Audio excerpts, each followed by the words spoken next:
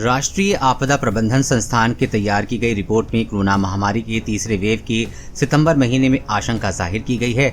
Report में स्पष्ट तौर पर कहा गया है कि बच्चों पर ये वेव ज्यादा प्रभाव डालेगी। इसका कोई बायोलॉजिकल आधार नहीं मिला है। साथ ही रिपोर्ट में ये भी सलाह दी गई है कि कोरोना के मामले भले ही कम दिखाई दें, लेकिन सतर्कता लगातार जरूरी है, जिससे तीसरी वेव न आने पाए।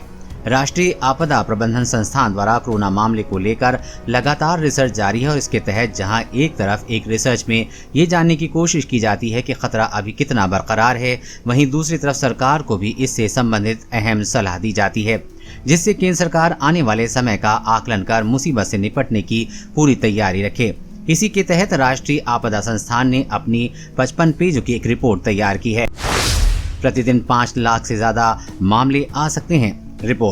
इस रिपोर्ट में स्पष्ट तौर पे कहा गया है कि सितंबर महीने में कोरोना की तीसरी लहर आने की संभावना है। रिपोर्ट में कहा गया है कि इस तीसरी लहर में सितंबर महीने में प्रतिदिन 5 लाख से ज्यादा मामले आ सकते हैं। रिपोर्ट में ये भी कहा गया है कि इस संभावना के तहत अक्टूबर महीने में ये मामले घटकर 2 लाख होने की संभावना है। रिपोर्ट के मुताबिक इसके बाद स्थिति सामान्य होने की तरफ बढ़ती चली जाएगी।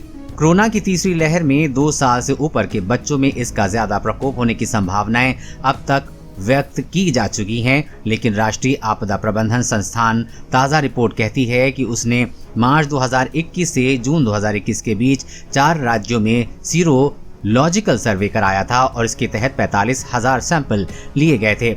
रिपोर्ट कहती है कि इस सर्वे के दौरान कहीं भी ऐसा कोई बायोलॉजिकल तक नहीं मिला है जो ये साबित करता हो कि 2 साल में बड़े बच्चों को ये बीमारी वयस्कों की तुलना में ज्यादा परेशान करेगी।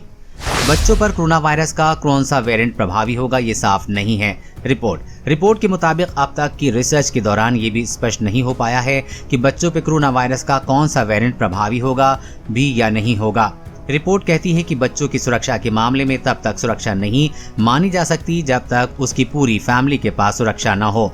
रिपोर्ट के मुताबिक परिवार और कम्युनिटी की हेल्थ केयर को ज्यादा तवज्जो दिए जाने की जरूरत है।